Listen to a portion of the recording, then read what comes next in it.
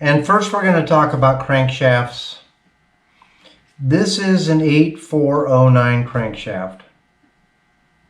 It is 164 cubic inch. It has been turned and it has come back from a crank grinder. One of the things that we need to make sure of is that the sizing is correct. All these journals have to be checked. Make sure that there is a distributor drive gear and a fuel pump slinger. This particular crankshaft has to have a key installed. Also important is to verify that all of these teeth are in good condition. This will be disastrous if you try to run a bad crank gear with a fresh cam gear. This surface here is on the seal. It needs to be inspected as well. There can be no pits, no scratches. If you put this engine together and this is not almost perfect, you're going to get an oil leak in the bell housing. So the first thing we're going to do is we're just going to drag a micrometer over each one of these journals just to make sure that the crank grinders did their job. You don't want to put this engine together and then find out that one of the journals is off by 2 thousandths or 1 thousandths. So that's going to be our next step. Alright, so I have the 164 cubic inch crankshaft before me here. 8409 is the casting number. If it says anything other than 8409, you have a 145 cubic inch crankshaft.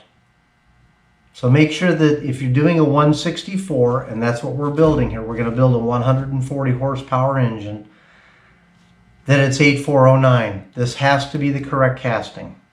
So what I've got is I've got a couple of micrometers here, and we're going to do the rods first. So right now, the factory rods are about 1.8 inches. So I'm going to back this off, and this crank has been turned 10 thousandths, meaning they've taken 10 thousandths of material off this crankshaft.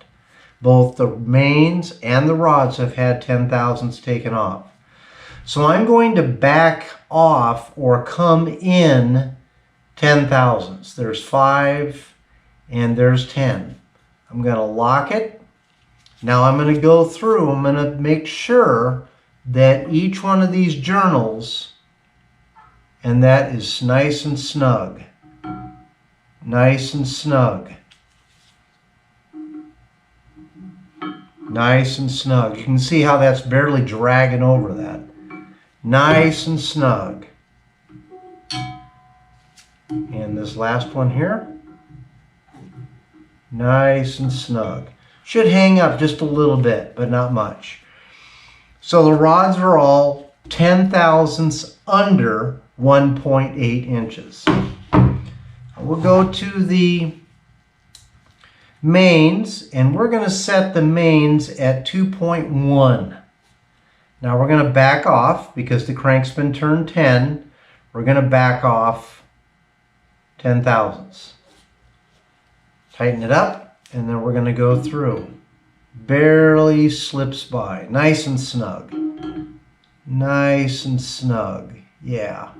That's so snug I can almost I almost can't get it back off. But that's good. That's what you want. You want it tight. You want it tight. Yep, goes right on there. Real nice. And this final journal. Just perfect. So both the rods and the mains have been turned 10 thousandths, and I have verified that. I don't want to assemble this engine without making sure that everything is ready to go. This is the heart of the engine. This is the main component that you want to be the most worried about, because this is the hardest to replace. You got to go all the way through it if you want to replace the crank. We got gear, we got the fuel pump eccentric.